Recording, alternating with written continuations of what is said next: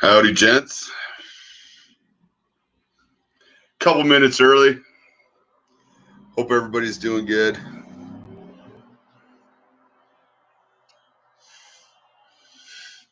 No, nobody's here anyways.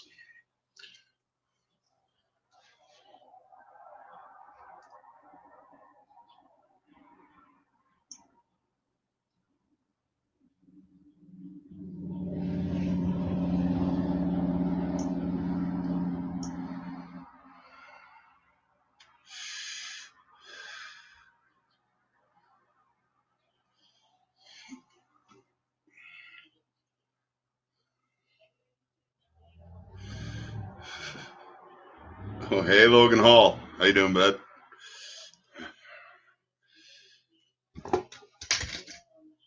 How's your day going today?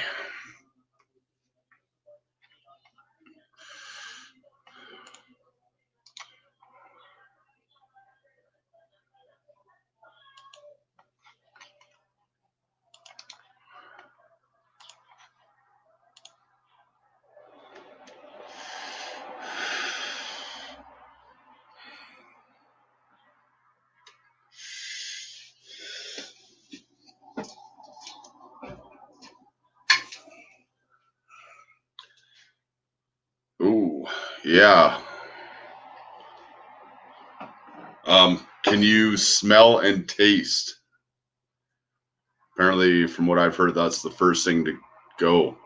Like a good sign that. Man, yeah. The other day, me and the guys I work with, we were all together, and first thing in the morning, everybody felt like they were dying. Kind of got a little spooked. So yeah.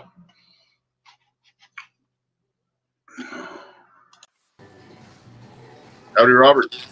Hey guys, sorry I can't really stay too long. As you guys can see, I'm working. Just wanted to say hi and hope everybody's staying safe. Right on. Thanks, man. How are you doing?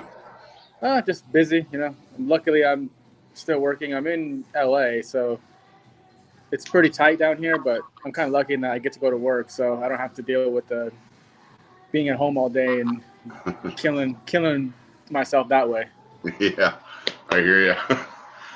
Packing on the pounds, sitting at home. Yeah, I'm actually working, so you know Yeah, when right you're on. so can't Is complain it? too much. So. Yeah. Is it stay busy there on a Sunday? Right around 1 o'clock my time. So it's only 11. So 1 o'clock we'll get pretty busy. Can't Right sit in on. the dining room, just the way it is. But if you guys can see, it's just empty restaurant. It's full of empty tables and chairs. So Still early, right? yeah, but we can't see them anyways. It's just takeout right now. So Oh yeah, yeah. Are you licensed to serve alcohol there? yeah, yeah. This Yeah. is I work. So I don't work for a franchisee for Buffalo Wild Wings. I work for the actual corporate. So normally on a regular Sunday, by now we'd already have half the tables full. Wow. Yeah. Yeah, even Yeah. without football. So, but can't do nothing right now. So Yeah. No kidding. all I'm It's gonna do is. like I'm sorry. Go ahead. we finally got good weather. It's been snowy and shitty up until now. And so people are just going to be itching to get outside and Yeah, get fresh air, walk around, all that stuff. I don't blame them. I don't blame him either, man. Yeah. I left early yesterday, and I went to the park for like 10 minutes. I know I shouldn't have, but I got to. You can't just stay home. Yeah, exactly. I went by myself this morning early enough that like I went walking half an hour to the place I was going, drop off a letter for the wife. And 9:30 or not even 9 o'clock, people were starting to get out and more people. Like I walked through the park that's right by my place, and yeah, people were getting out and starting to crowd the pathways and all that. And yeah, so I Well, took the long way home. yeah, I'm just gonna keep hoping that the Rolex Explorer 2 comes down in price to the point where I can afford it, and that's the only thing I'm gonna keep doing right now. Yeah.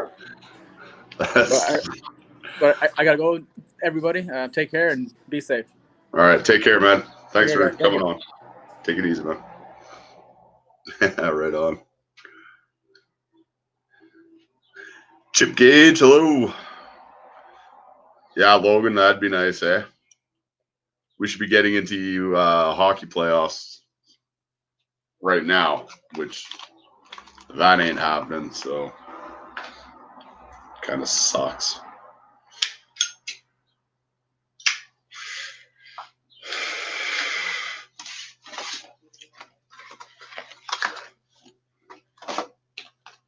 It is. I'll try and show you here. Hello, Ennis. Hey, Flippin. How you doing, man? Going? Everything good over there? Yeah, hanging in there. Yeah, can't complain, eh? Yeah. Logan, I'll see if this actually shows up half-assed decently here. Yeah, not really. It's just Speedmaster automatic, but it's blue, so it's pretty. It's a nice little size to it.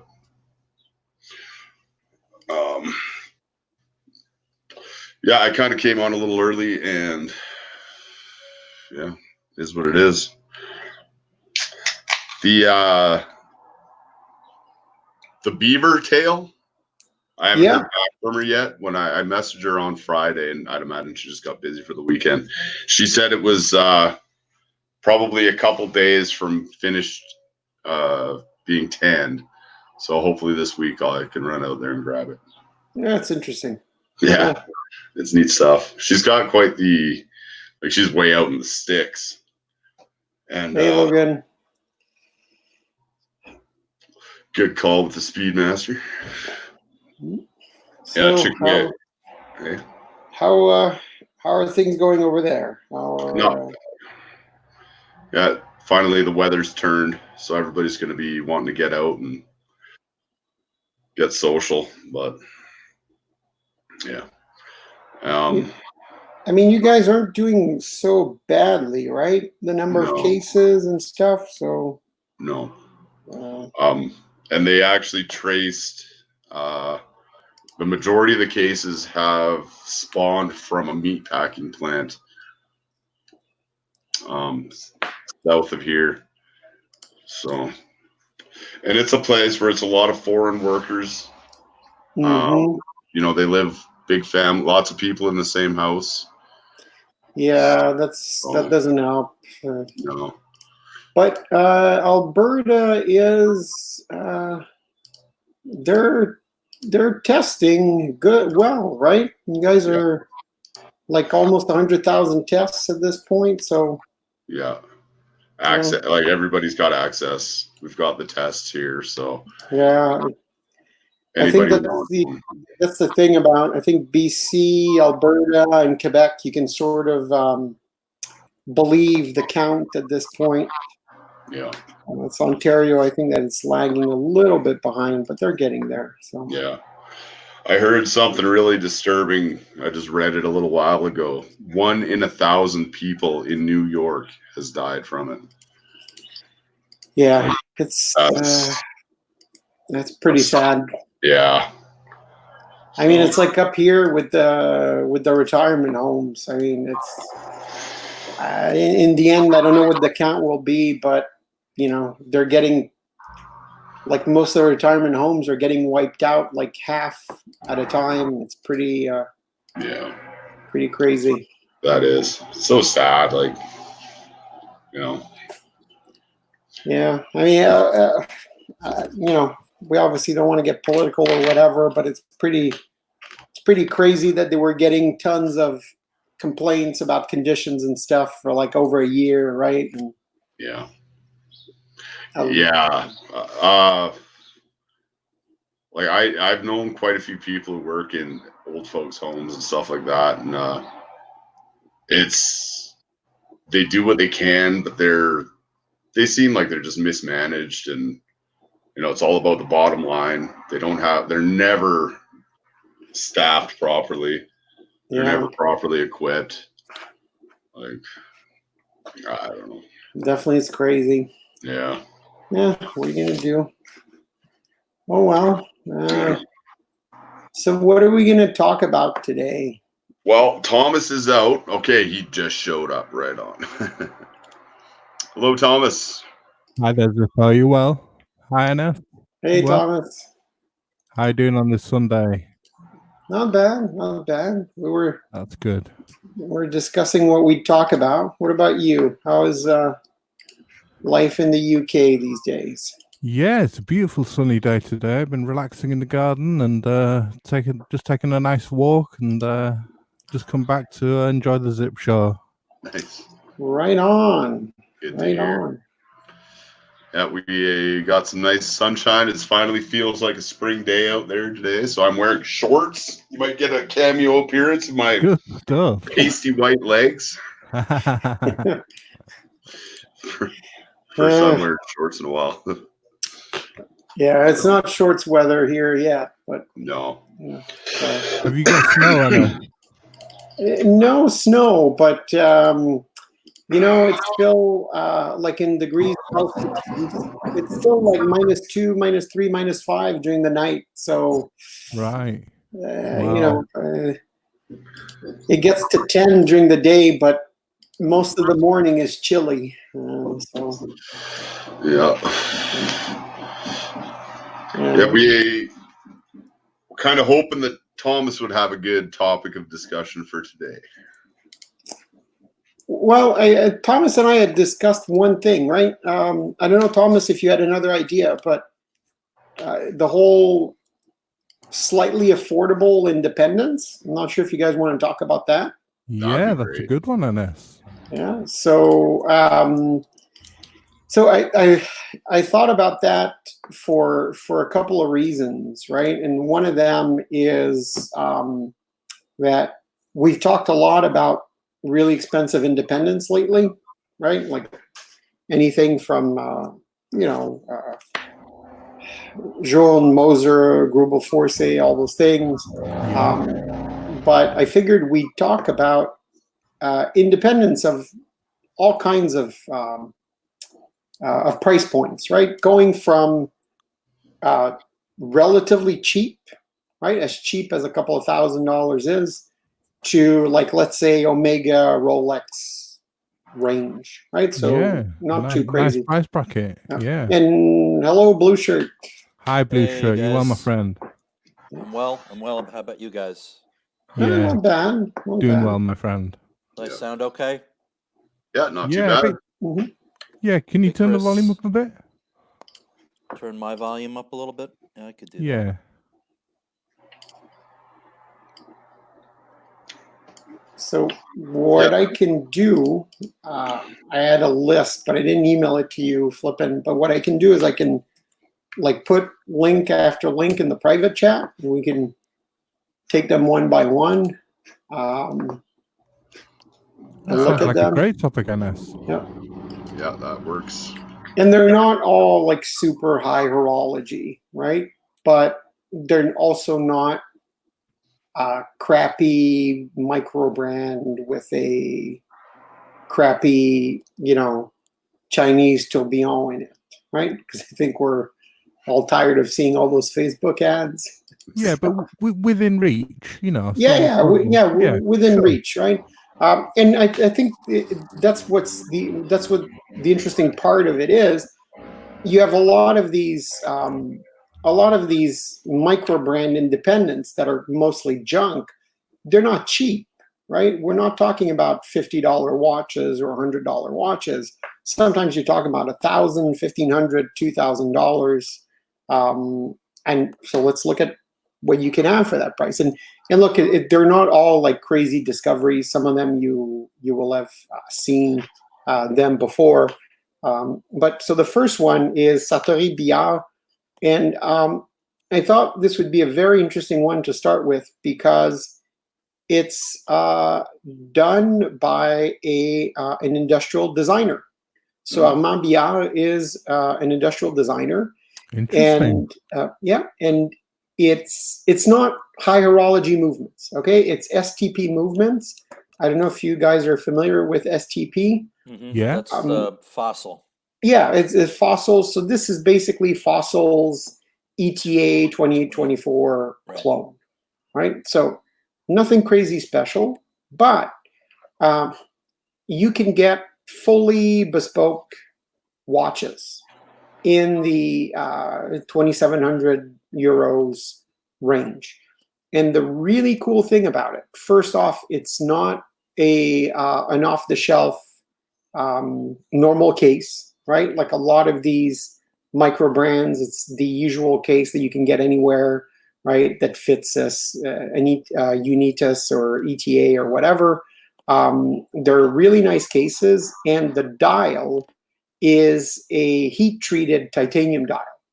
So remember, guys, when we looked at the de Bethune and all the nice colors they were getting by heat treating titanium? Right, yeah. So well, the way they blew the hands and stuff. Yeah, and the case, well, the dial here is it's not a painted dial. It's a heat treated dial. Right. So you can get it blue, you can get it purple, you can get it burgundy. And so the burgundy has a little bit of purple in it because it's the point where right between, right between blue and purple. Right. So that's quite an array of dials, isn't it, that they're offering there? Yeah. All done through heat treating. Yes, but they also have other types of dials. So I think you may have to go to, let me open up the site on my end as well. But I think if you go down, you'll see it. They also have a meteorite dial. Ooh. And you'll see that the price is not crazy high for a meteorite dial. Yeah, I love meteorite. 2,880 euros. Wow. Yeah. Including the VAT, right? So if you're ordering from North America, it's like 2,400. And they even have a carbon dial, right? So I think what these guys offer is an ETA equivalent movement, right? Very nice case design, but really nice dials, and you can have the minute track, you can have it without the minute track. Very distinctive. Sorry, go ahead. I'm sorry, I didn't mean to interrupt you, but do you have a choice of hands? What I've seen is that it's mostly his hand style, either skeletonized or with loom in it. Mm-hmm. Okay. But he's willing to customize stuff for people, right? So I think if you go down, I don't know if they have it even made like a special edition for a collector. They're really, really cool watches. So, and to me, for the price, they kind of beat most little micro brands, right? Where the finish is very rough. I think it's there's some lovely textures on these dials, isn't there? Like the steel one that you just showed earlier on looked like wood. Yeah, the Damascus steel. Damascus, yeah, that is incredible. That's beautiful. Like it looks like the grain of you get on wood. So beautiful. Where's this guy located, NS? He's in France. In France, okay. And I think so. I might be full of shit here. Sorry, guys. But I think so. Yeah, he's from Paris. Gotcha. And look, like the Damascus steel dial is a great example. He's got a collaboration with a knife maker that makes Damascus steel knives. This is the sort of finish that you'd get in much, much higher end pieces. Mm-hmm. But I think at an affordable price range. And I actually heard about these from that guy Richard, right, Blue Shirt, that you've met, that has a really nice collection. Yep. So he's had one for quite a while, and he's posted pictures of them, and they're just beautiful, beautiful watches. And the burgundy one is really nice. It actually says there you can choose the dial, the indices, and the hands. He'll tailor them for you. Yep. He'll customize them for you. So that's great. Yeah. Yeah. It's so pretty cool for that price. This is kind of like what, with the exception of a high-end movement, this is kind of what like Bill is trying to put together. Mm-hmm. Yeah, exactly. Yep. That's right. Mm-hmm. These look really nice. Yep. And with this, the movement being that STP ETA clone, it means that you can get it serviced for a very long time. Yeah, right? Yeah, absolutely. Yeah. So you got peace of mind there. Well, you're not going to run into problems and not have a Okay, and this is even the better. This is the STP 3-13, which is a step up from the first one they put out, the STP 1. Mhm. So that's even a better grade of movement. Nice. I'm sorry, Geezer, but we can't be held responsible for what happens to your mushrooms. So, Oh, yeah, so I thought, that's a great first one to look at. Cool, not so expensive, right? And I love that blue titanium dial. That's Yeah. cool looking. yeah. Very yeah, the vibrant, blue is isn't it? cool. Yeah, the blue is cool, and I think the burgundy is very cool too. Yeah, very rich. Yeah. I wonder if you get one kind of half and half, if he's doing them in sheets. I'd imagine he is in a big old crucible or something and cutting them out from there. But Yeah, I have a feeling that he must be doing them dial per dial, because if you're doing a big sheet, it might take a really big oven to get the color just right. So that's why the bigger the piece, it's always harder, right? Hands are kind of easy to blue because you take the little hand, you have your little Bunsen burner, right? And you just hold it over it. But yeah. But that's cool. I just signed up for the newsletter. This is really interesting. Yeah. I'd like to see some more of this Damascus. Yeah. Apparently the guy is really, really cool about working with you to give you the fully customized experience. Oh, cool. Yeah. So you, like if you click on the customize link, it's not like that typical Kickstarter thing where you click customize and like you choose from a menu, right, what you want. It's actually, it brings you to a message page where you basically send them a message and say, hey, this is what I would like. And he literally builds it for you. Wow, that's yeah, cool. or at least, starts a conversation.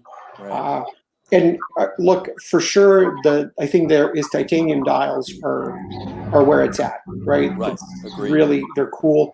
But looking at it, what really interested me too was the meteorite dial, right? So many people will pay such a high premium. Correct. For a meteorite dial, and this guy will just sell it to you. So you got true brand interaction here, haven't you? I mean, like you said, with the customization page, I mean, you can really get to what you want. Yep. It's sort of like a Ming, right? And Ming is on my list. We'll take a look at it later on. Yeah, but it's sort of like a Ming, but take away the and this one that you have right now on the screen, that's the one that he made a special one for a collector.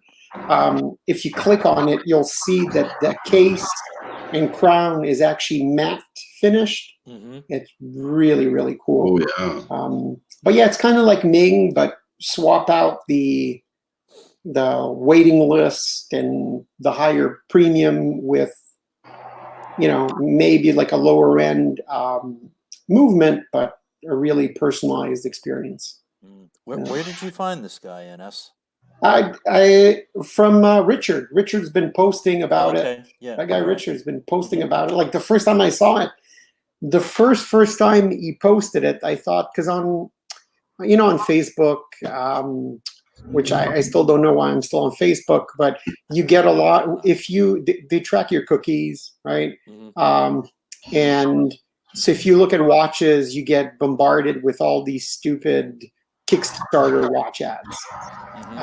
And the first time I saw that, I thought, another one. But then I saw, hey, that's not an ad. This guy from the Horology group posted it. And it's like, he's got one. And it's, pretty cool. It's very cool. I really like this. Yeah. Does Bill know about these? Well, he must know about it because a lot of people have posted about it. But look, it's I can't argue with the price. No, that's the You thing, right? can't, can you? No. And that price is brand new. So that's why I Yeah. wanted to include these guys, because you're getting a brand new watch customized for you, right? If you don't want like the off the shelf, it's an independent. It's not crazy expensive independent, but this is a watch that's within reach, and it's also a watch that if you don't absolutely care about resale value, because there probably isn't that much resale value here. Correct. But if you want a nice watch that you keep forever, I mean, this is like a cheap, non high end line Mont Blanc bought at um, with a huge like gray dealer discount, except Right. that it's a cool watch, right? Yeah, I'd much rather have something like this than a Mont Yeah. Blanc or a Bremont or anything like that. Yeah. Yeah, I mean, you're talking entry level custom made, aren't you? I mean, Mm-hmm. this is Yep. great stuff. Eye opening stuff. This NS. This is great. Yeah. Very cool. Thank you for bringing this one up. Yeah. Oh, you're welcome. So if we want to look at another one, this one I think you've all heard about it, because Yes. Bill Sanders has talked about it. Correct. But I figured we should still talk about it because it's Yeah. Ophion, and I put a link in the private chat. Yeah, I was looking at these guys when Bill did his video on him. Yeah. Very interesting. Mm-hmm. So here we don't necessarily go up too much in price, although we are going up in price. Okay. Right. And we're going up like, let's say 500 euros in price. But we're going up in a lot of things. So the movement is a Soprod movement. Right. And it's actually very interesting because it's a Soprod movement that they got customized for them. So they have instead of having a big plate, they have more bridges, and so smaller bridges, so you see more of the movement. But they're being very honest about what the movement is, right? Because you have smaller watchmakers like Bremont and other watchmakers that will get a movement like this customized for them, but then they say it's an in-house movement. These guys are super honest. It's not an in-house movement. It's a Sopron movement, which is not bad at all. It has a custom finishing, kind of like a media blasted thing. Yeah, that's which you don't see a lot. You really don't. You don't see a lot, and I think it's a great take on the German frosting type of finishing, right? Yeah, it's lovely finishing, that, isn't it? They're Nice. up front that the chamfering on the edges is machine, that it's not done by hand. Yep. So, So the movement, it looks a lot like the the Moritz Grossman Adam Pure, the one that they had that was cheaper, that was media blasted and almost no hand finishing, except that this is like a watch, like a third or a quarter of the price. And so one cool thing is that the case is by it's I forget the name. It's something Voutilainen. It's like Kerry Voutilainen and somebody else that makes those cases. It's not made by hand, obviously. It's like designed by them, but machine made. So it's not it's not $100,000 hand finishing. But cool numerals. I'm loving the dials with the polished applied numerals. It's beautiful, really nice, and those hands, our hand, is gorgeous. Yeah. I love the one here with the silver dial, the blue numerals, and the blue hands. That is just like outstanding. and then they have the guilloche hand, the guilloche dials, Right. and they're super honest. It's not made by hand, right? Right. It's all like CNC machine made, but cool watches for the price. And if we're being really, really honest, probably a better movement than a lot of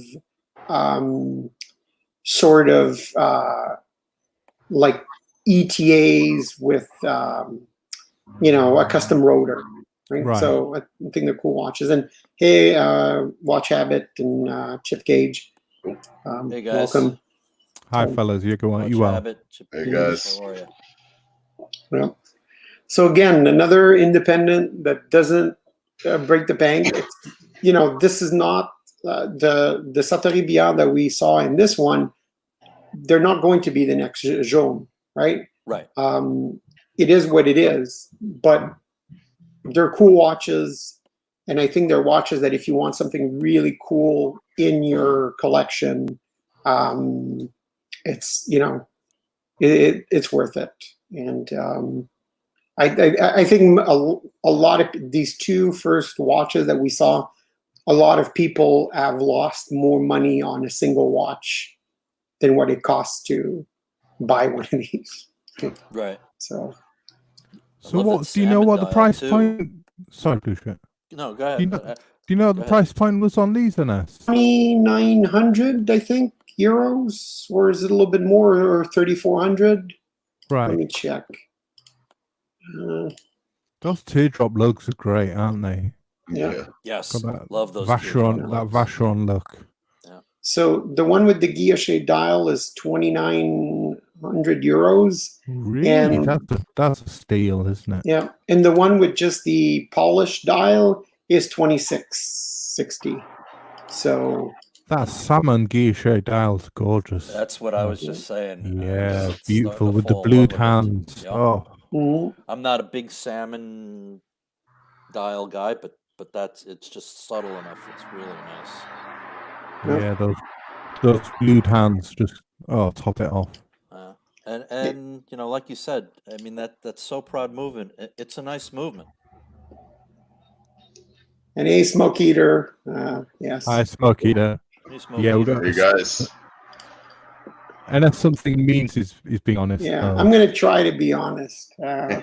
I'll later in the show I'll say it, then I'll try to sell you guys a quartz, a cheap quartz chronograph if you guys want. So we can look at we can do a small change of pace now. And I'm going to post the link in the private chat.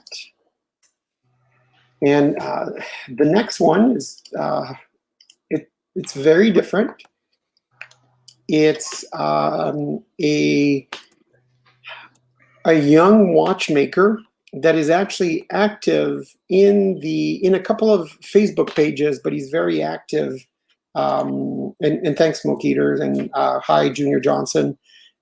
So this guy is very active in the High Horology Facebook group.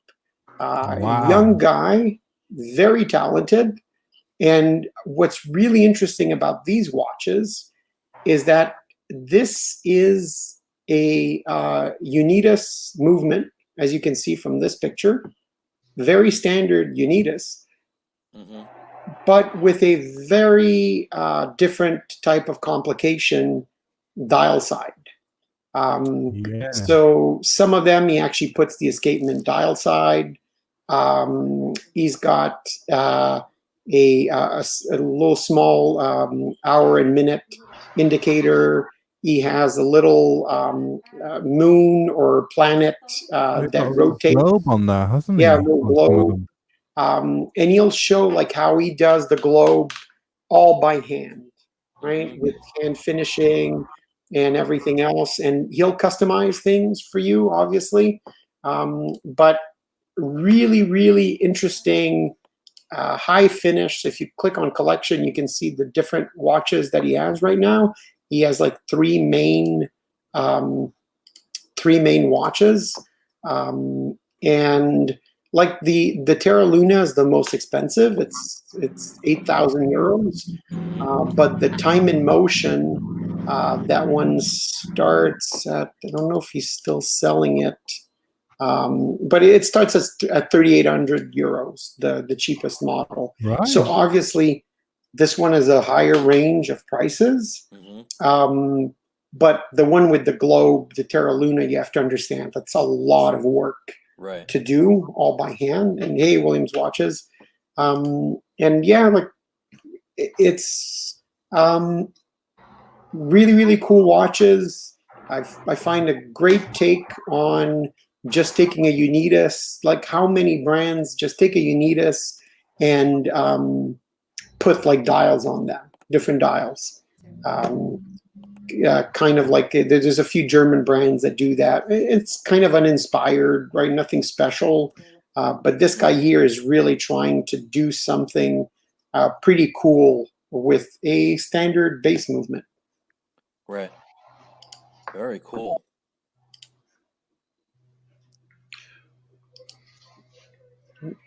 I kind of like. I really like this one. Yeah. It's cool nice, isn't it? Really interesting. Something different, isn't it? Something different from your average three-hander. Yep. So this is the fancy one. Yep. And then there's a 3D Terra in Motion. Wow. Yeah, and the Terra Luna, it's got the complications is you have the round globe that rotates every 24 hours. You have the small moon that has a 29.5 day rotation. It's actually cool. It's not just gimmicks. Those two globes actually have a time rotation. They're real complications. Yeah. Well, and again, I mean, they're not cheap, but they're not going to break the bank. Yeah, and I think if you really believe in a maker like this, you can buy the cheapest one at 3,800 euros, or you can go up a little bit. And what I wanted to do was keep it within, I think, realistic budgets, right? You're buying like a really cheaper watch, and everything's relative, right? I don't want to make us sound like posh assholes, right? I mean, going from a few $1,000s to what for a lot of us is probably the high end of the budget. So I think it's cool. So yeah, really another cool young watchmaker. Which Facebook group is he posting on? He's in High Horology, the High Horology Lounge. That's Bill Sanders' group. Okay. And so the next one I'll post in the chat. I think it's also one that we've all heard about through Bill Sanders and other people that are into those watches. And it's actually a very it's a cool watchmaker. It's Stefan Kudoki, and so it's a weird story.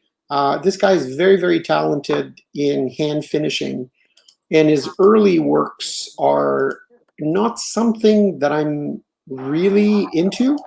So if you go to the menu and we can look at his early stuff. In his watches, it's the Kunstwerk collection, not the handwork collection. Yeah, so those watches were ETA movements, all skeletonized and very highly finished, but nothing super great. Right? I think it's we've seen that a lot with Kickstarter brands and things like that, except that this is well done, well finished, but not everybody's cup of tea, maybe almost a little bit gaudy. in some cases.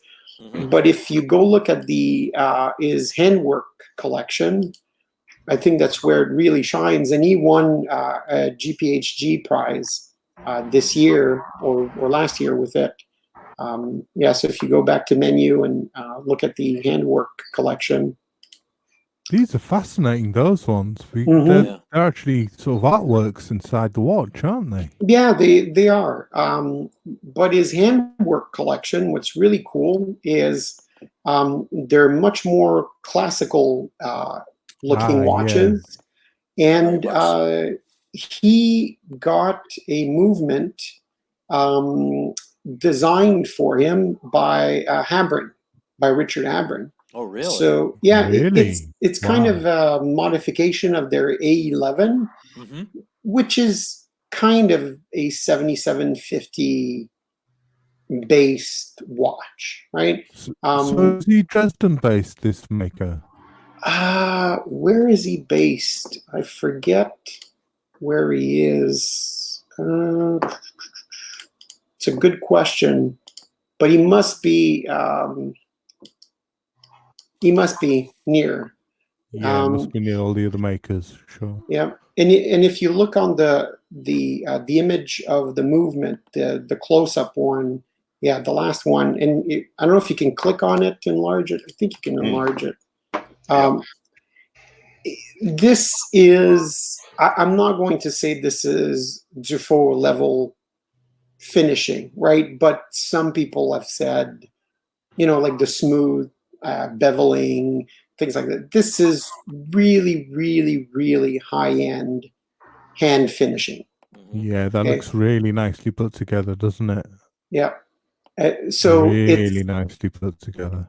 It's not, even though it's touted as an in-house movement, it's not really a fully in-house movement, right? In the way that a lot of people would define it. But I think in the US, they sell through Watch Buys. I think it's like $7,600 US, something like that. I think, okay, it's more expensive than what we've seen so far, but you're getting a real hand-built, hand-finished watch at that price. It's something that you would be paying, probably 3 to 4 times more for other more well-known independents. And he just won a GPHG. This is one of the watches that might be worth more money one day. But again, I wouldn't buy it for that. But this is a one to watch, a one to follow. I think it's a really, really cool watch. How many has he made so far? Any idea? I don't know, but he doesn't make that much. I remember emailing him about if there was a place I could buy one in Canada, because before I bought the Pioneer, the Moser Pioneer, that was another choice I thought about. And he had told me, it would be great if you bought one because we haven't sold one to Canada yet. They don't make a lot, right? I would say it's probably like, it's probably the low hundreds per year, if that. Yeah. So, but very talented guy. He's really cool cool watch, watches. NS. Sorry? He's somebody to watch. I would say so. I would say so. For what it is, yes, I definitely would say so. Yeah. Very cool. That engraving there on that bridge bit there is gorgeous. Yep. Just looking at not only Watch Buys here, but Martin Pooley in Philadelphia, who's the Habring distributor in North America. He sells these as well. Nice. Yep. I've actually spoken to him on the phone. I called him up, and he was like thrilled that I was interested in the Habring. He's like, if you want, I'll send one up to you in New York, and you can check it out for a week. And if you like it, I'll order you one. You can buy it. I was like, no, it's okay, thanks. But very, very nice. Didn't want to commit. Yeah. What was the other one he had? Use the second link I sent because the first link was in German. So the next one I think is another one everybody's heard about. But I figured we'd look at it because they do have many different models, and they are getting into more true in-house movements. Mm-hmm. But that is Dornbluth, and it's very interesting. I think they're reasonably priced for what they are. Their earlier stuff, even though it says it's in-house, it's really more Unitas based, but their newer movements, like I forget what the name of their newer movement is, but their newer movements are supposedly Truly in-house. Yeah, truly in-house. So if you go and look at their collection, they do have some pretty cool stuff, like the new moon face. I think that one is the one with their newer, more in-house movement. I think Logan Hall, no, not Hairspring. I don't think anybody that we're looking at today makes their Hairsprings. So, and to be fair, probably 80% of the big guys don't do their own Hairsprings too. So, but yeah, really, really cool watches. I think relatively nicely priced for what they are. And it's a cool little, mom and pop shop that makes cool watches with cool dials, cool hands. They use gold chatons. They try, right? It's a cool German style watch with fun stuff. So again, this is not it's not high horology. It's not it's definitely not like a Kudoki alternative, but I thought it's a cool watch when you consider the price point. And Dornbluth has been making watches for a long enough time that if you go on Chrono 24, you can actually get some of these used. Really? Yeah, which is rare for a lot of these smaller brands that have such little productions, and the watches are so, I don't want to say they're so cheap, right? Because it's still $4,000, but they're at a low enough price point that most people will just buy them and keep them, right? As keepers forever, or they'll give it to like a son or daughter or whatever. But these, you can actually find them on the used market at great prices. So they're pretty cool. This like pretty much any of these is what I would consider as a second, third watch for sure. Yeah. Mm-hmm. They're not going to break the bank. They're very interesting. Well, with some of them, right? So we were looking at the Kudoki before. I think if you look at the Kudoki, that watch for a lot of people could be the centerpiece of your collection. If you're, if you want to build a collection with a handmade watch, hand finished, it could very well be the centerpiece. Look, it's a watch that won a GPHG prize. It's not like that makes it an instant classic or anything like that. My Pelagos has won that prize. It's not crazy, but it's something. The guy is on the waiting list to join the AHCI. They're great watches of a pretty high caliber. And the Dornbluth, what's really cool, if you're into those watches, it's maybe a little bit lower end on the horology scale. but they'll do things like they'll engrave your name on the back plate of the movement, things like that, right? It can be a very cool experience buying from these guys. Yeah, a lot more personable. Yep. Mm-hmm. And this is a great looking watch, isn't it? I mean, It is. has this one got a power reserve as well? Yes, it does, and it's the very traditional way, very traditional German way of doing the power reserve, up down. Yeah, it's very very cool watch. Nice finishing. It's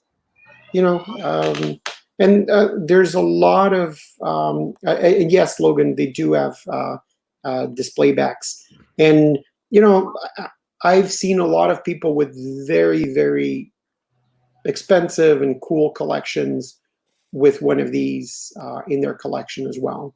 So Really? yeah, pretty. They're not just like a cheap watch. It's a really cool watch to have. Oh, we've got a regulator here as well. This is a nice one. Yep. And the last thing I'll say about those watches is that you're, like a lot of these other watches that we've seen so far, you're encouraging watchmakers. Right? Absolutely, yeah.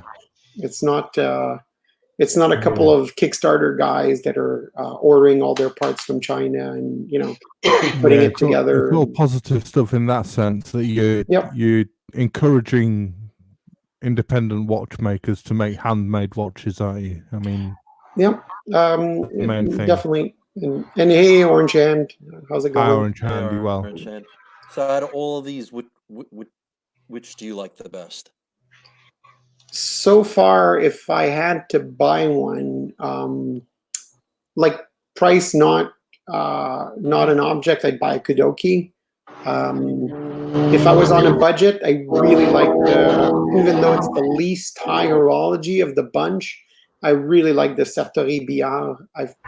There's just something about those watches that's I was cool. going to say, I like the Sartori ones. I really like those. The first ones we looked at. Right.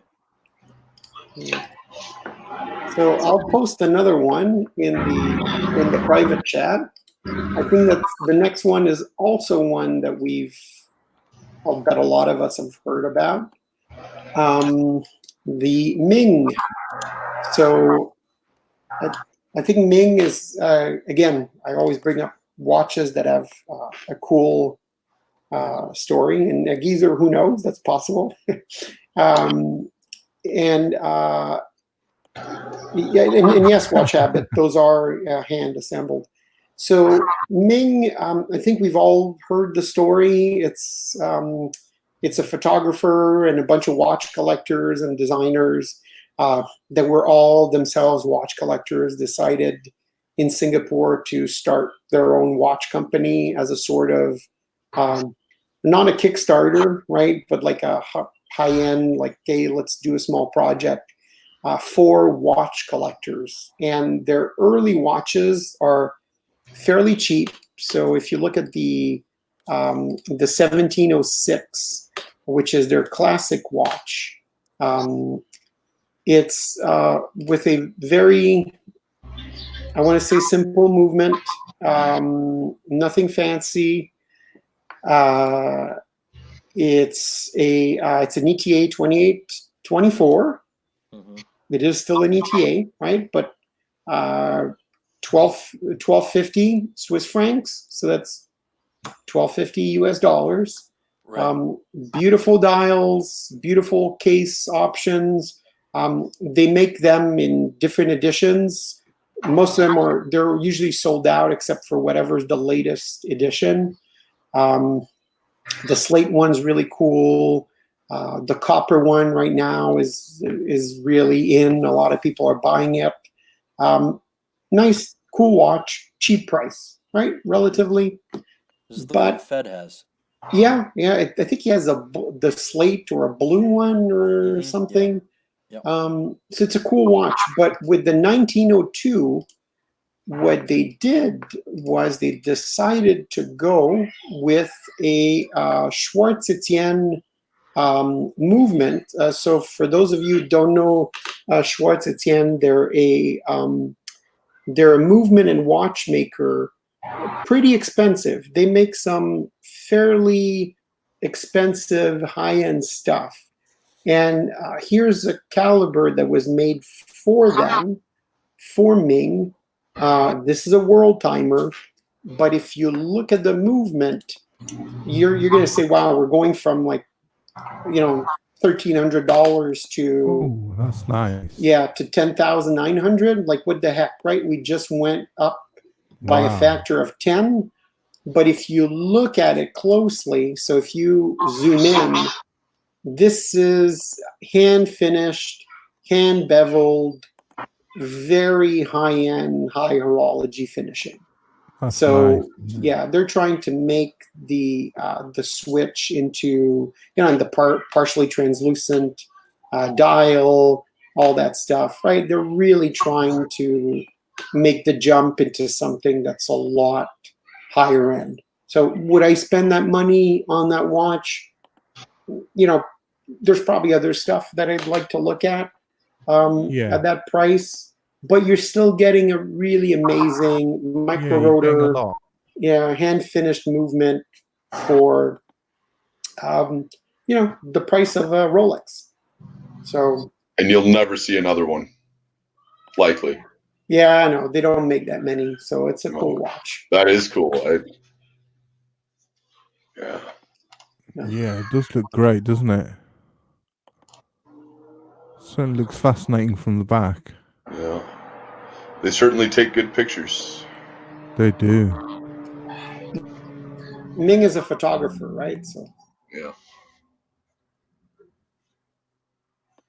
Yeah, that micro rotor looks great, and it just all looks great. Yeah, it does.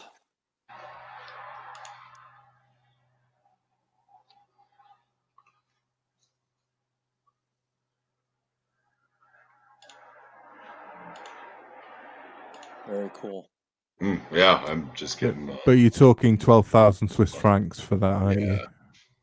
Yeah, that one is more expensive. I think this was Ming was a great one to look at to see the sort of two extremes, right? Yeah, but still being able to get into that brand. A good comparison, yeah. And you have to give them credit. They started out, they were working their way up, building themselves up, so they're doing something right. I don't imagine. These on the lower price end, they're all sold out. So yeah, I think you can still order the copper one. I think so. No, it's sold out. Yeah, it's sold out. Yep. So look, it's another one to watch out for, right? If you want a watch that's it's kind of cool and gives you a special look and all that stuff. So yeah, I'm impressed. Very good choice. So I'm gonna post another one. We're gonna go up market a little bit, and then we're gonna come back down. It's gonna be a fun thing because it's going to be the same watchmaker that's involved here. So the next one is Sarpaneva, and so he's a Finnish watchmaker, and one of their claims to fame is they have a really cool moon phase module. And here you get watches that are more in the 10 to 15,000 range, right? But really, really, really cool, right? Yeah. Here's where you have watches that have a more out there look a lot more like very high-end independent watches. You do have some fairly cool prices on the secondary market. Sometimes you can find them, and they're really cool. It's not all in-house. Supposedly they have this new caliber that's kind of in-house. Yeah, it's very cool watches. Amazing finishing, amazing details. Dials are cool, cases are cool. Movement finishing is very nice. So really, really cool watches. A little bit more out there price, but I think really cool. And this is a watchmaker, a brand that has a little bit more behind it, right? It's more promising. You could imagine some of these not being like high-end classics one day, but definitely being looked at as a pretty cool independent. Zippo, could you just post the link again in case any of the punters want to join the chat, join us on the stream? Good Sure idea, thing. Thomas. Great stuff.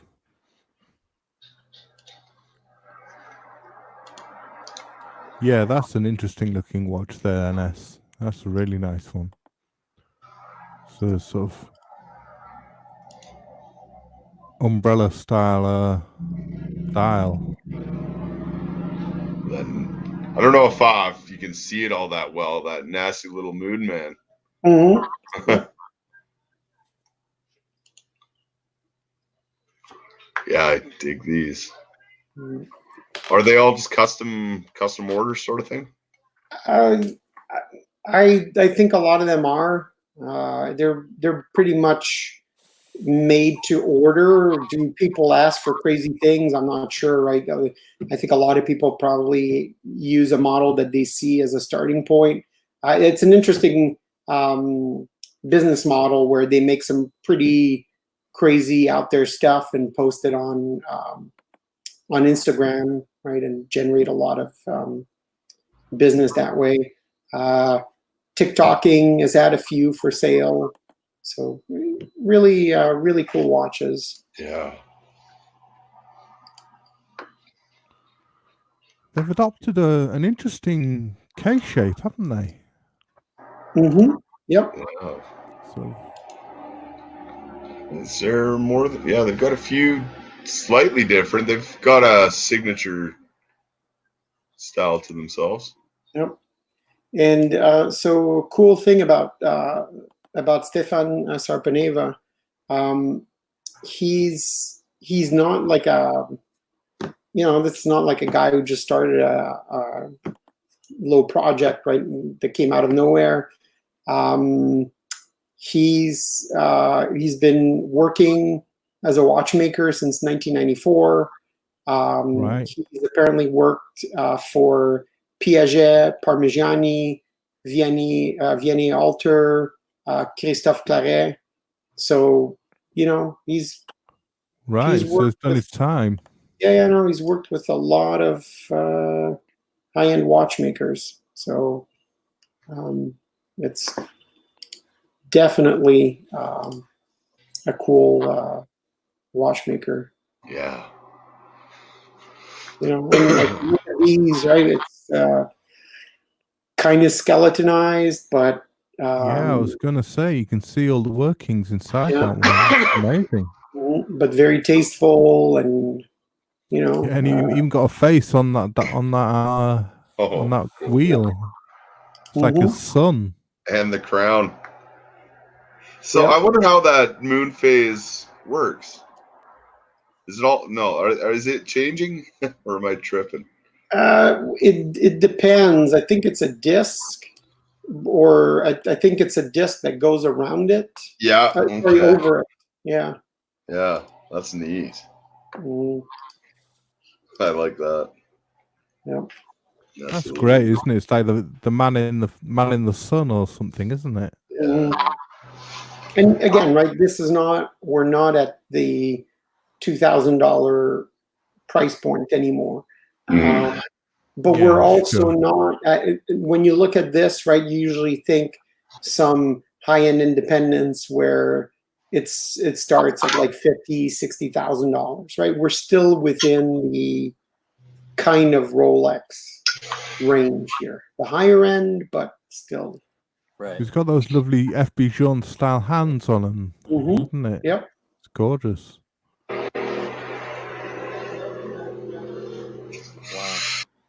Ah, right. Little demonstration there. Yeah. It's pretty cool. Yeah. Plus, in the back, you're able to set it right when you want to set the moon phase very, very precisely. So you get the scale in the back with the indicator. That's awesome. But if you want to get something, Oh, look at that. yeah, it's cool, eh? With the Yeah. loom, yeah.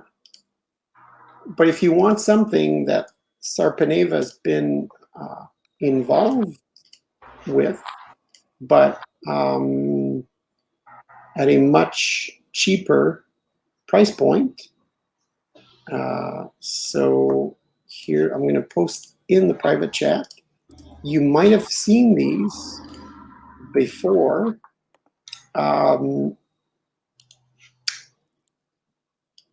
So they're it's kind of a more cheap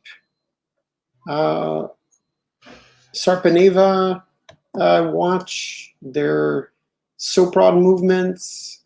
It's not all hand finished, but you get watches in the like 3,000, 4,000 Canadian dollar range. And they are collectible. They do retain some value, but they're simpler, cheaper watches. And so it's like, imagine if I don't want to compare them to very, very high end watchmakers, but it's like if a Sarpaneva level watchmaker also had like a brand of cheap watches on the side. So it's actually pretty cool. They have neat dials and neat finishes. They have chronos, some with cool cases. So pretty cool watches. Very interesting.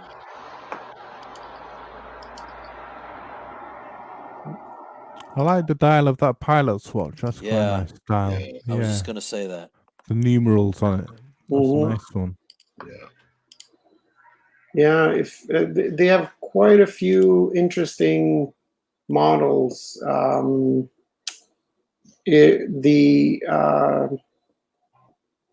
When you go on the models page, there's one also that has like a case with like the bezel is shaped. So, like the last one on the right. Yeah. That you saw there, with like a small seconds. Oh, this one? Mm-hmm. And they're available in different finishes. That's got a look of the Omega Seamaster Professional, hasn't it? Mm-hmm. Yeah, a little bit. They have some with engraving on the bezel. But that one's a bit more expensive. It's 5,000 euros, 5,700 euros, but they have some in the 3,000 euro mark. They're cool watches made by somebody who has. But it's good for people to look a bit further than the usual suspects, isn't it? I mean, absolutely. We don't do this as watch enthusiasts enough. I don't think we don't look further afield, do we? We stick to what we know, right? And there's so much more out there. Correct. Mm-hmm. Well put, Thomas. Yeah. And Geezer, I completely agree about Rexepi or Acrivia, but we were trying to keep it under $50,000 for my list. Yeah, and I only prepared one more, and after that, I'm sure everybody in the audience has a bunch of suggestions. But the last one I had prepared is another one you guys might have might have heard of. And Smoke Eater, I completely agree. And I think that's where you have to make a choice, right? And I think a lot of these smaller ones, because they have not in-house movements, I think you'd be safe, right? I think probably 70% of what we've seen today are either ETA or Soprod clone movements that you should have no problems with servicing. I would even go a step further and say that even Kudoki, given where that movement comes from, I think you should be fine finding spare parts. But Oxen Jr., really cool brand, very utilitarian, very, very interesting story, developing story, because they lost a ton of their staff recently because of some sort of infighting. But it got started by a few people, including Ludwig Oxlin, I guess is how you pronounce it. I'm sure I didn't pronounce it well, but so really cool movements. They have like standard base movements, but this is someone who developed some really cool modules on top of standard movements, including a very simple perpetual calendar that's done only in a few parts, that is very hard to break and things like that. And so they have perpetual calendars, perpetual moon phase, very, very customizable. So you can get those watches customized however you want, basically. Very, very utilitarian look. But if you look at this one right here, that's that really one, nice. that was a perpetual calendar, actually. So really, the little dots around are the day of the month, right? So 1 to 31, and the 4 little dots are your leap year indicator. Wow. So are you in a standard year or a leap year? And it's just a very, very cool perpetual calendar that's very simple, very utilitarian. One cool thing is you can get some. They're rare, but you can get some used. And I've seen some, like their perpetual moon, their dual time in relatively cheap prices used on Chrono 24. And at the center, right, the disc that where it indicates whether it's a leap year or not, that also turns, so it'll tell you what month it is as well. And what's really cool is if you click on the arrows there at the top, flipping, you can go through dates and it'll show you how it calculates. And if you keep going, at some point it'll change the month. And really, really cool design. Blimey. Oh, cool. That's fascinating. Very, very funky. Mm-hmm. Yep. Oh, so the inner circle even rotates as well, the inner dial. Yeah. Yep, that becomes your month indicator. Wow. And then a top dial as well and a bottom dial. Wow. Mm-hmm. Let me see that again.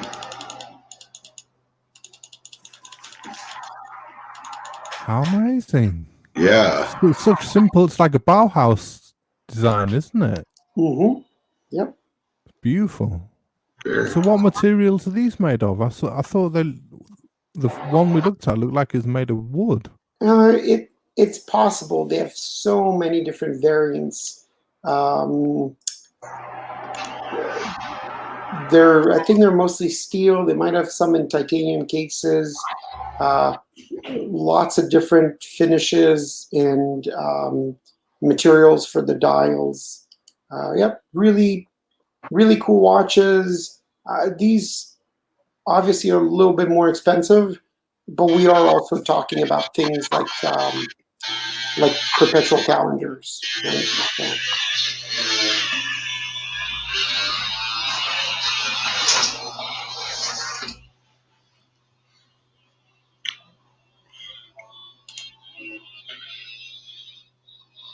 Gorgeous styles. Yeah. Yeah, very different. Yeah. yep. Yeah, perpetual calendar without a lot of hmm extra expense to it, really. They have the look of sort of Nomos, but with a bit more to them. Yeah. Yep. Wow. Like it, almost like a swatch design. Yeah, it's very, very utilitarian, very minimalist, but a cool watch. Yep. Very. And if you go in the special offers category, they even have some refurbished watches, so probably watches that they took back from customers, maybe when customers wanted to trade up. So, these would have been things that were configured for their clients. So the first one's a moon phase. They have a simple annual calendar. Like the second one's an annual calendar. 64 6,400 Swiss francs. So basically 6,400 US dollars for an annual calendar. Right, where are you going to find that? Yeah, it's pretty cool. Great, yeah, really nice. Interesting watches for sure. Yeah. They're dual time. If you scroll down, they have a couple of refurbished 2 time zones, and their approach to dual times is really cool. Where you have your central clock, right, and then you have indices that turn around, right, to indicate your second time zone. So like right now in one of your, like if you look at that one in one of your time zones, it'll be approaching 3 o'clock, How right? interesting. And in your second time zone, it's approaching 11 o'clock. Oh, very cool. Wow. That's different. Yeah. Fascinating. Yeah, but what's really, really cool is that you can tell your 2 time zones At the same time. Yeah, at the same time with one glance. Yeah. That's a great feature. Yeah. Well, I've never seen anything like this before. Why other people haven't thought of that, I don't know. It's a good question. And you can get that for, refurbished, like around $4,200. So.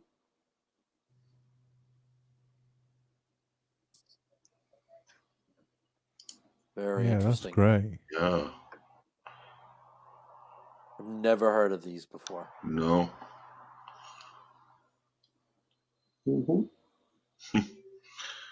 Very good choice. Well, that's fascinating, Ennis. You've really shown us some new stuff there, some enlightening stuff. I mean, I wasn't aware of any of those micro brands, and that's really eye-opening stuff. Brilliant. Mm-hmm. Well, and these, they're absolutely worth looking into. The ETA, can't go wrong with an ETA. You get some real nice custom design. You can find exactly what you want among these. Yeah, so that's pretty much what I had prepared. There's tons of other makers, right, that are out there. But really what I wanted to do was show like about, I guess, 10 or 10-ish independents that, as we saw, went from anywhere from around, when available, the Ming, right, like $1,500, all the way to like the $10,000-$15,000. They're not micro brand Kickstarter watches with like a cheap seagull movement in it. Right. They're neat watches with some of them with cool stories, cool people buying them, and things that people should look into. I definitely buy that over like over an IWC Mark 18 any day of the week. But that's just me. So. Well, that's very much appreciated. Those are excellent. Well, I remember you mentioning the brand Mido Zippo, and you were interested in those. So after we were watching the chat, and I was just I'd done a bit of research on Mido, and they're founded in Switzerland in 1918, and in the 20s they were making women's watches and straps. That's what they were mainly doing. In the 30s, they invented the cork crown sealing system, where they had cork stuck into the crown, which was later known as the Aquadura. And that's interesting. They stuck cork into the crown to seal it, which was pioneering for absolute water tightness, which was rarely seen in those days. In 1934, they released the Multifort line, which is one of the watches that Zippo's bringing up, which is a modern day iteration of it, which was one of the first anti-magnetic watches with a self-winding movement, not to mention shock and water resistant. Their best-selling watch from the 30s to the 50s, the Multifort. In 1939, they introduced Roby the robot for their marketing symbol and as their ambassador. And in 1954, they developed the power winding system to increase running reserve and reliability by reducing the watch components from 17 to 7 pieces. In 1959, they released the Mido Ocean Star. This had a single shell case, helping to eliminate water damage problems from the back of the case. This case combined the Aquadura crown system and made the watches very water resistant. In 1967, they launched the smallest ladies' automatic watch ever made on an assembly line.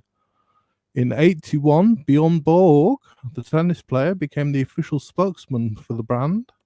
In 1996, they released a watch called the Bodyguard, which acted as a personal security assistant by providing the user with an integrated security alarm watch, which could reach over 100 decibels.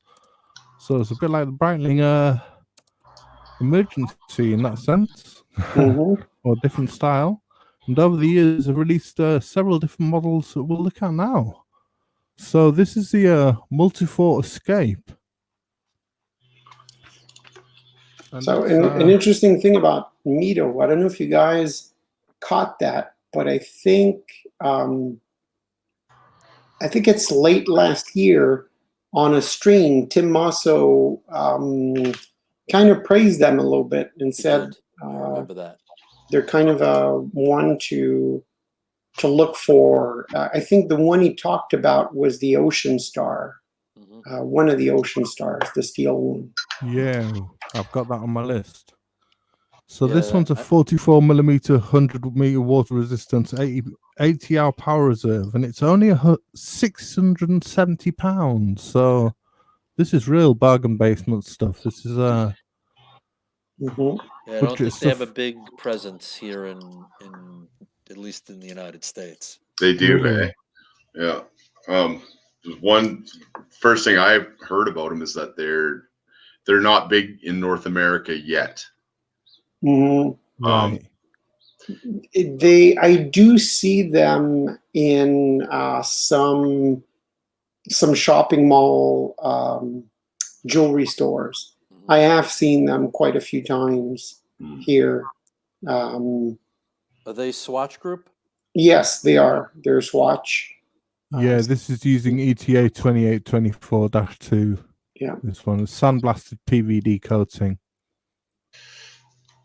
Now, I don't know if they do regulation themselves on them, but I've been told that they are basically fourth in line for COSC certification. They're not certified, but they're as close as you can get. Yeah, they're. I think they're cool for what they are. It's interesting that we're talking about Mito now.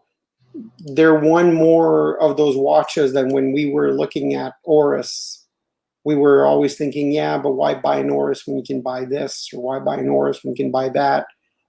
I think this is another great example of, Agreed. of a Swatch Group diver that's, that's like half the price of Exactly. an Oris. So, Exactly.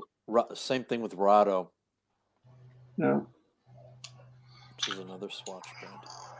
This is the type of watch that you would hope people would buy instead of buying a lot of these other very overpriced quartz watches, right? How many people go in and buy I'll just put another one in the chat, Zippo, for you, which is another variation of this one, the multifoot chronograph, adventure. I'll be right back, guys. Okay. See you in a minute, Blue Shirt. I know you're a chronograph man, so I put this one in. Ooh, yeah, I haven't seen one of these in person. Again, this is a 44mm one. This one's quite a bit more. This one's almost £1,000 on the price of the normal Escape. This one's £1,530. So we're getting to Oris territory now. Are they titanium case? No, it's a steel with sandblasted PVD coating. It's got a transparent case back, this one, so if that's any bonus. Are we in Oris territory though? Because that is a chronograph, right? Yeah, the price of actually, yeah, you're right, NS. You'd be talking more for an Oris chronograph, wouldn't you? Yeah, because I'm looking at the prices and I'm assuming that I am seeing the Canadian prices. And that's 2,300 Canadian. That's cheap for a mechanical chronograph, and this is MSRP posted on the web, right? I'm sure you're able to get a little bit of wiggle room in there. Yeah, they've got a great color scheme to them. It's like a dark charcoal gray dial to them, like a matte finish. Orange, they are nice. Like I want to see one of these in person now. Yeah, they're definitely a budget brand. I mean, another next one I put in the chat is the Commander Big Date 60th anniversary.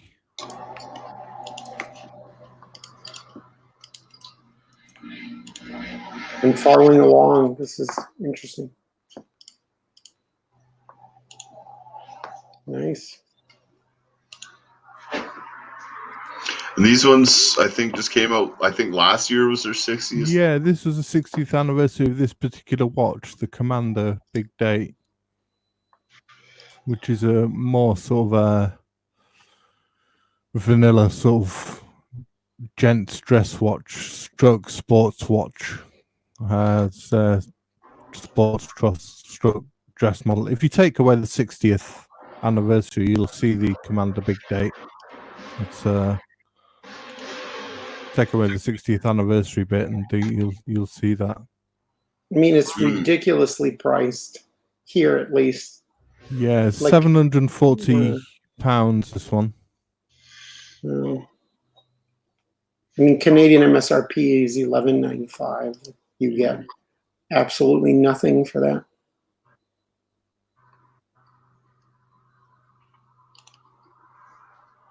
I've seen some, like they've been around a long time too. Every once in a while, you'll see one show up, like on Kijiji and all that. Mm-hmm. But pretty rarely. I do like a big date though.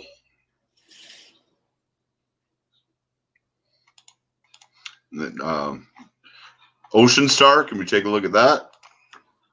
I'll just come around to that in a minute. I just got the sorry about that. I've got another one in the chat, which is the Ballooner Small Seconds. This one I haven't heard of.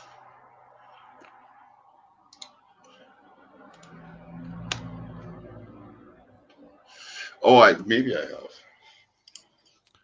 Yeah, The guy Small local. Seconds at 7 o'clock. Yeah. More Nice than more dial sort on of that. dress style watch. This again is £780, 40mm. It's got a guichet style pattern on the dial. It's an ETA 2825-2.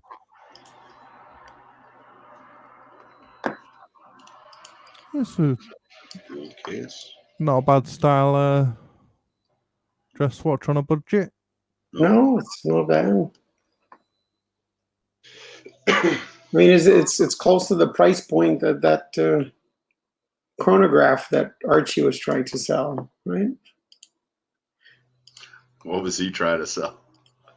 Then, like a couple of years ago or a year and a half ago, he had that quartz, Mecha Quartz chronograph he was trying to sell. And then he said he wasn't trying to sell it. He just had made like a couple. And, they're decent pricing.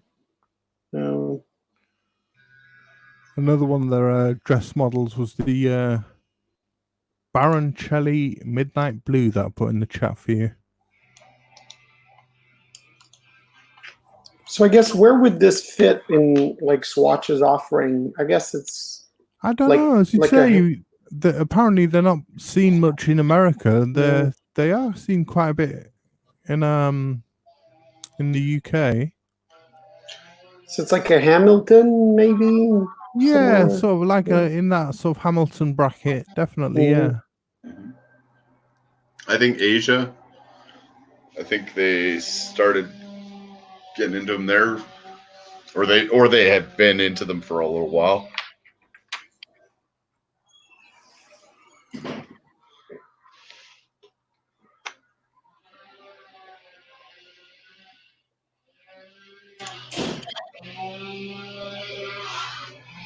Are they all ETA movement? Yeah. They're in that Swatch brand, aren't they? Yeah. I mean, I think at that price point, you'd have to have a very, very good reason not to use ETA. Right? This one does have a rose gold PVD coating on this one, so I mean that they are really cutting corners there. 38mm. Well, but at that price, I mean, it's you can't even plate for that price. No, I know you're dying to get onto the diver, so I'll put that in the chat for you. Put that in the chat below. I can tell you why in a moment here.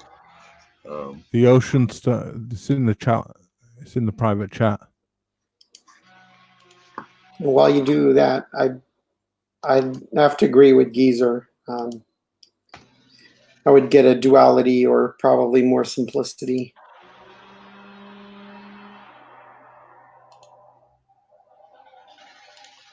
Where's the nice?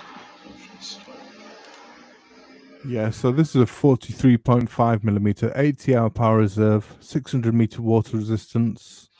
It's got a Mido caliber 80, which is basically an ETA base, but this is COSC certified. This one, and it's £1,290. So this is again low price point, but I mean for a COSC certified watch, this is quite good.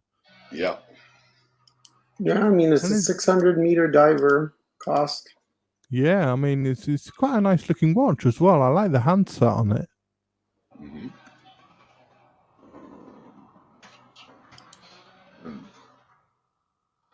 This one here, they're just slightly different.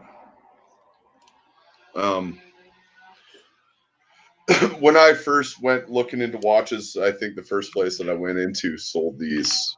And he was showing me some cool stuff. It's Seikos and whatnot. And then I said, a Swiss dive watch.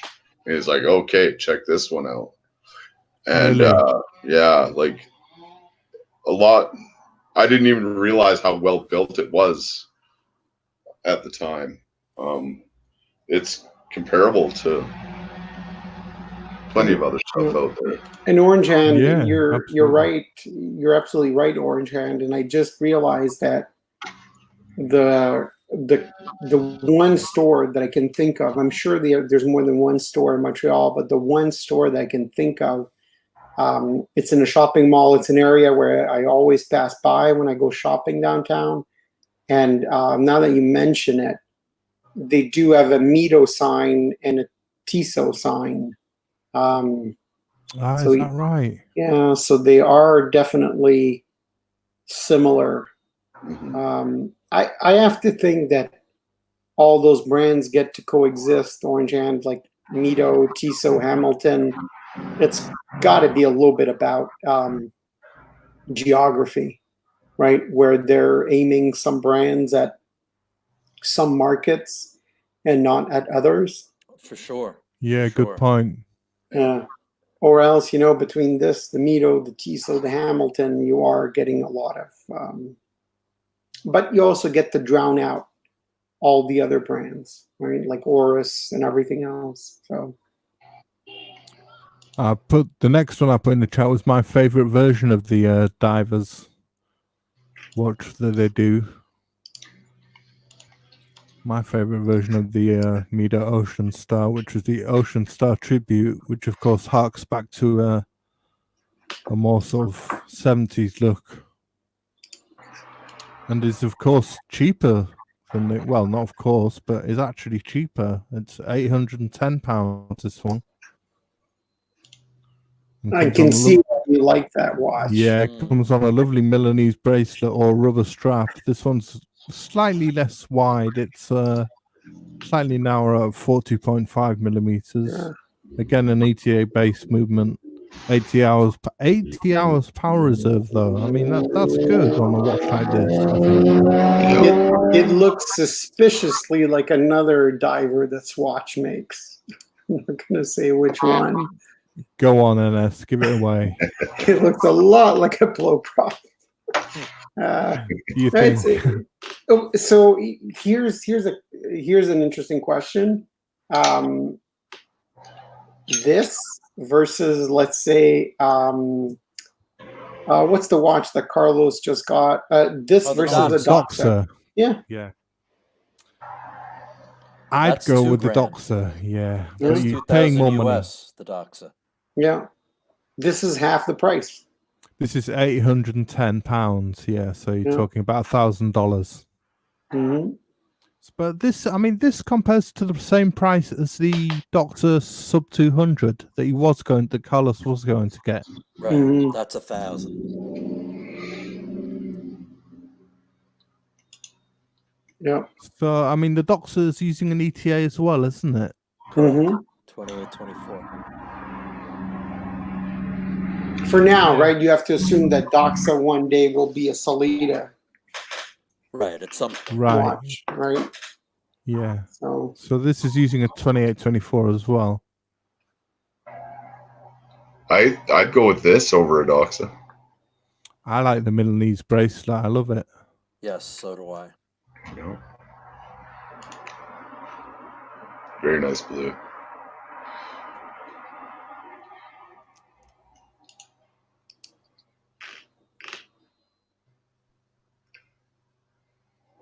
Yeah, that is a nice thing. Okay, so maybe Mito has been around for 100 years now, maybe. Yeah, 75th 1918. birthday. Yeah, 100 Yeah. years. mm-hmm.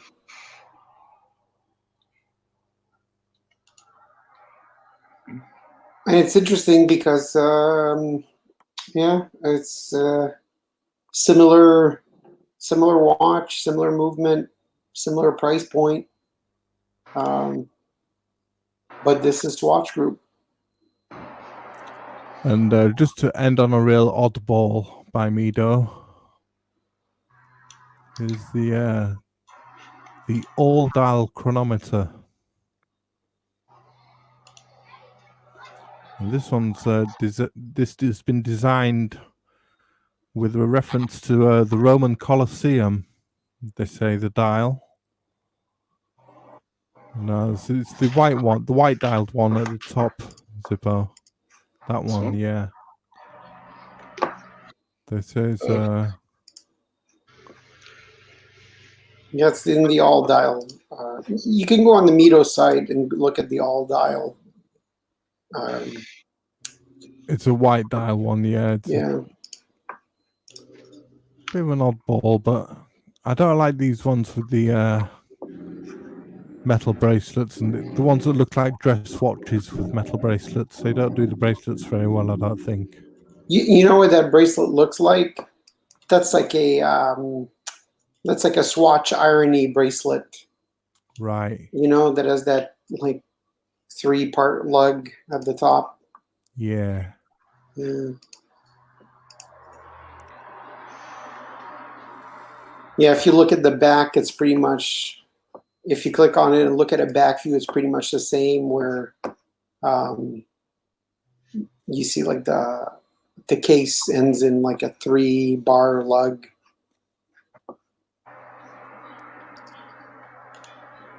And if you look at the profile picture, it has a really weird profile shape.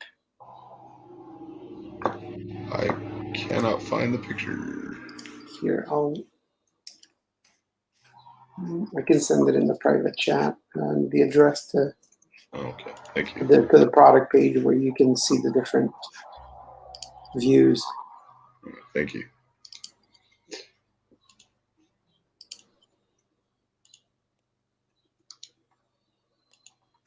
That's an oddball watch. It is, isn't it? So. Yeah. Oh, Wasn't my favourite of the bunch. I must say my favourite was that Tribute Diver we've just looked at. Yeah, that was a nice one. Yeah, I like their diver. I really like it. So I guess the other thing too is with those watches, right? That where Mito, Tissot, and all these brands are kind of like at the same level, with the whole plan where Omega is supposed to go up market. Correct. And Longines is supposed to go up. Maybe one of those will go up a little bit and become the like Longines tier of watch. Possibly. Yeah, Longines escalated in price, didn't they? I mean, they've gone up quite considerably in price, Longines. I'm surprised about that, but I don't think they'll ever reach that what Omega were. What do you think, Boucher? Or what they were back in the 40s, 50s, and 60s. I mean, they were top of the line back then. No, but Go ahead. No, I was just going to say, I think Longines is maybe positioning where Mont Blanc is, right? Where it's still a lot of like lower mid-tier, but with trying to develop more and more like a medium mid-tier. I know it's weird to say that. And then they'll have like a few very high-end watches. Right. But not an overall like Omega. Like, right. What I think, and you guys are right, that they're trying to move slightly up, is that while they are Swatch, and on some of their newer watches now, they're getting ETA, the movements made for them by ETA, but just for Longines, not that they won't be put in any other Swatch brand. And while they're all based on the standard 28-24, they're slightly different. Like these movements in the in the Mitos are with the 80-hour power reserve. That's basically what the Hamilton calls their H whatever movements, which are also 80-hour powers, and the Tissots, the Powermatic 80s, and they're all the same thing. But I think you're right that Longines is trying to take a to take a step up. Did Longines just stagnate themselves? Like they didn't try to keep up? Or did something else happen to them? Well, I think they couldn't keep up, right? They just ran out of money before they got purchased. They're one of those brands that, if they hadn't been rescued by a conglomerate like Swatch, they simply would have went out of business. Right. That's a shame, isn't it? Yeah. I mean, the Longines fall from grace is very. It's pretty crazy when you think about it. They were, Longines used to. If you look at old videos of old Formula One Grand Prix, right? They have their ads all over the tracks. Correct. They used to be one of the big brands, but but a lot of companies were like that. Hoyer is another example. If Hoyer had not been bought by TAG, a lot of people sort of criticized TAG for what they did, and they did some pretty crazy stuff with that brand. But if it wasn't for that, TAG, Hoyer would not exist today. So, Yeah, true.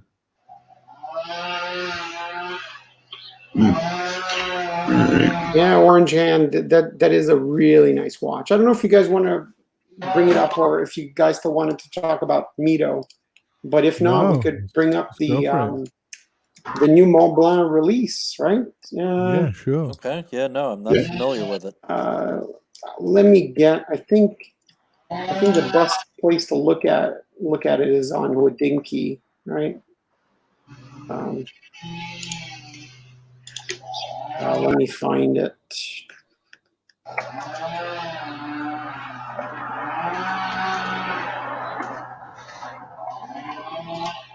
So it's a split-second chronograph, is it? Yep. So this is they had another watch like this. I sent the link. They came out last year or the year before. They came out with a release of a chronograph with a Minerva movement. Mm-hmm. Right. So the Richemont Group owns the intellectual property and the brand name Minerva. We all know who they are, right? They used to make movements, and the sort of brand Minerva was given to Mont Blanc by the Richemont Group, and they did another issue. The watch was smaller and it was steel. They might have had a gold one with a Minerva chronograph movement in it. And it's interesting because they write Minerva on it. They don't hide it. It's really like sort of a celebration of what Minerva was. And they're very expensive. Those come out of Mont Blanc. Mont Blanc has a few different places where the watches are made. I forget the cities, but one of them in one of the cities is their high-end movements, where it's a lot more expensive. Like this one is like 30,000 something. And if you look at the movement shot, it's a really nice movement, very nicely finished. Oh wow! Wow. This is a really cool chronograph. Blimey. Yeah, but expensive. And the thing about this one, it is a 45 millimeter case. Oh, it's wow, a big watch. Boy. Yeah. But it's titanium. And it does have, it's a 44 millimeter. But it does have one of those amazing, very classical, very busy chronograph dials, right? It does look the part for a watch that would have had this movement. And look, the movement is awesome. Yeah. 30,000. That's how much this is. 36 US. So it's definitely a lot. I'm trying not to say too much I'm trying all I can, but it's hard not to just come out and say it's too much for what it is. Right. But it's a beautiful watch, beautiful movement. Oh, it is cool. Yeah, and Orange Hand is right. That would be the perfect capstone for his collection.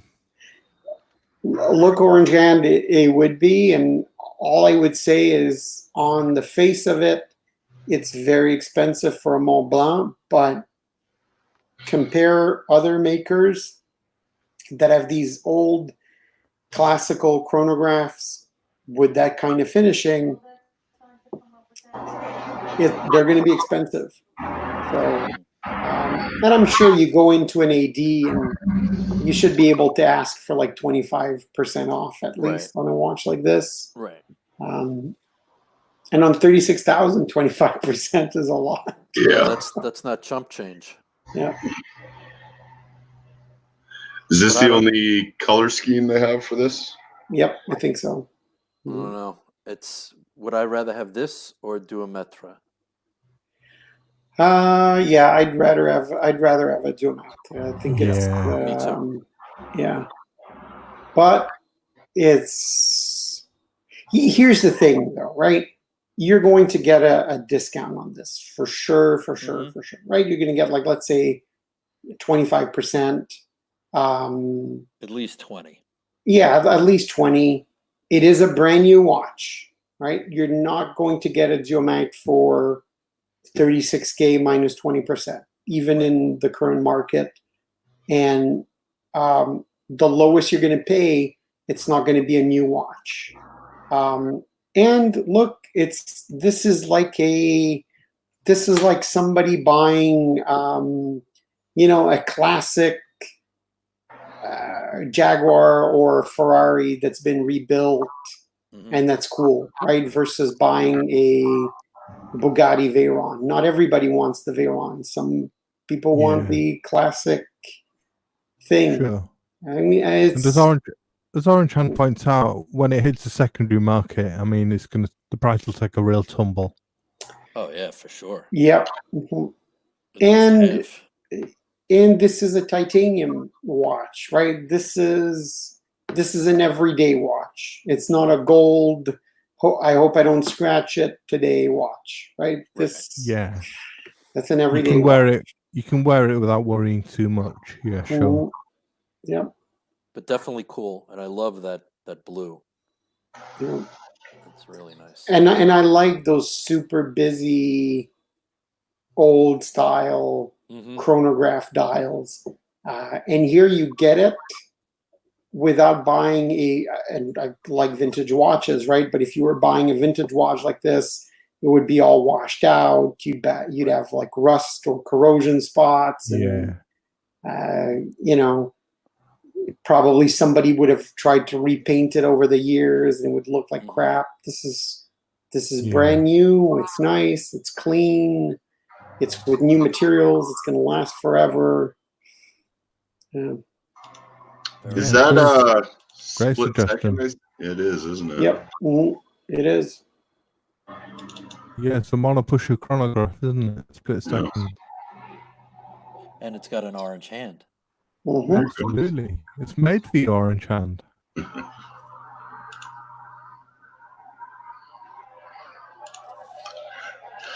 What else is Mont Blanc good for? Pens? Yeah. Yeah, pens. Look, if somebody wants a cool chronograph, the Thomas Riusec chronograph, which is available. It's not a special edition. Let me find it. A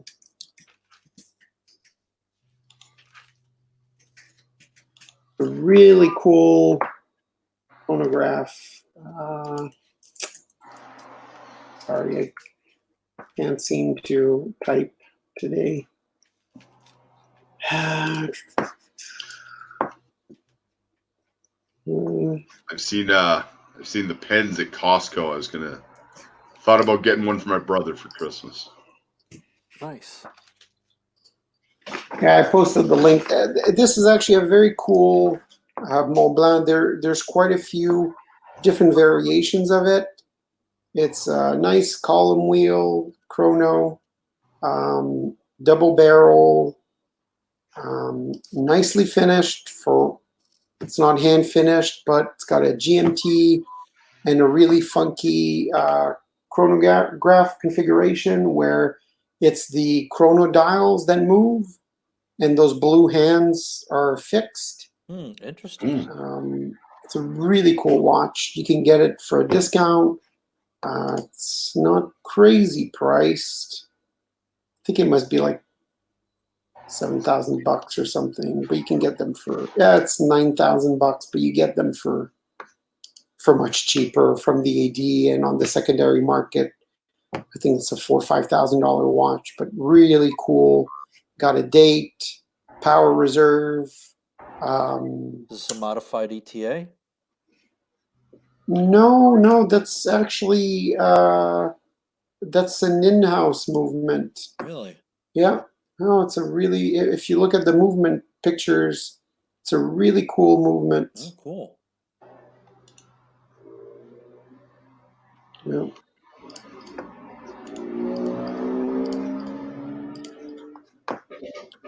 It's got the skeletonized GMT hand that hides under your regular hand when you're not using it. It's a cool watch. Mono pusher. I've never seen that one before. No. Yeah, they make no, Montblanc, Geezer's right. They really reinvented themselves. They're not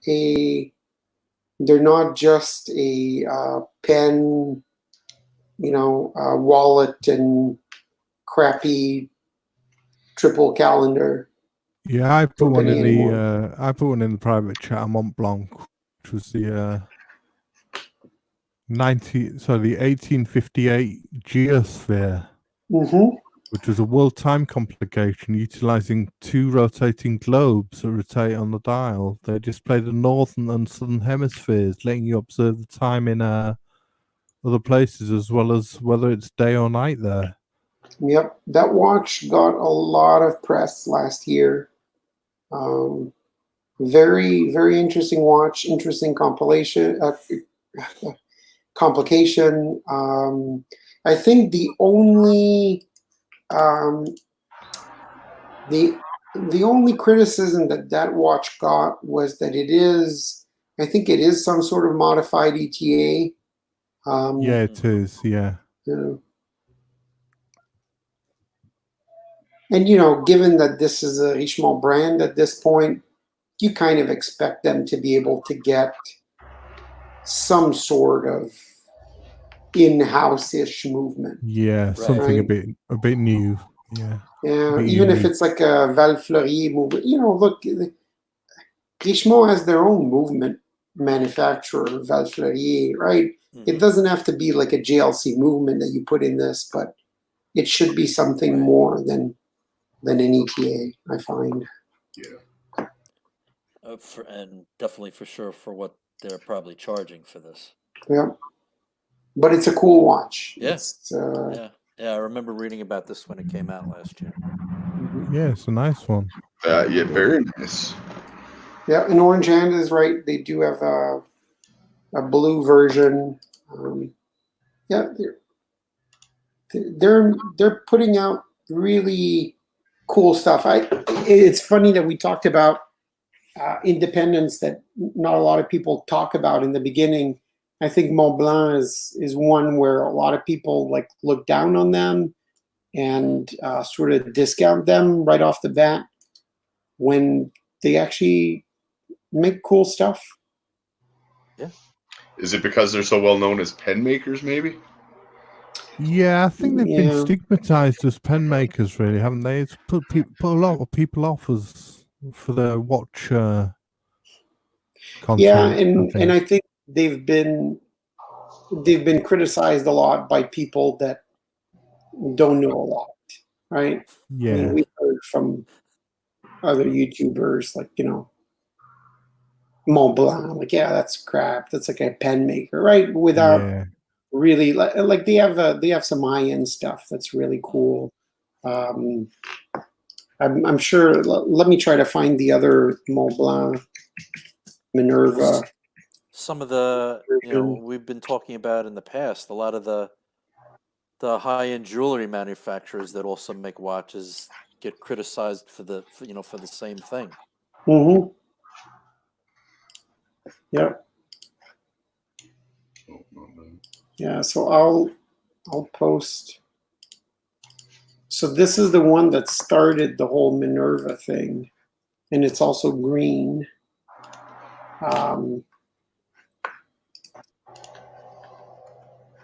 This was also expensive, the 30-something thousand. Wow. But I think they sold out very quickly, that one actually.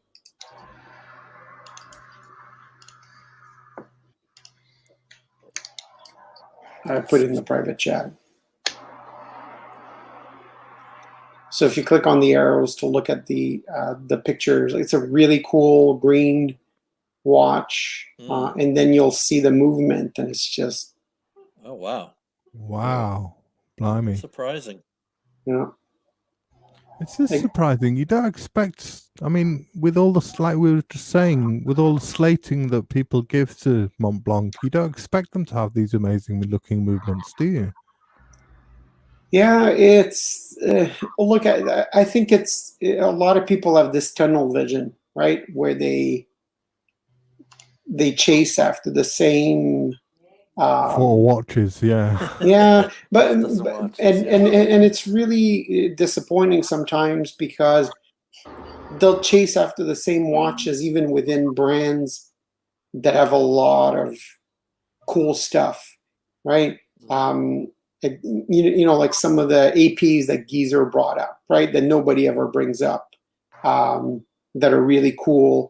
Or if you watch like an ID guy stream, right? Like how many times do you see APs or Paddocks that are completely out there and super cool?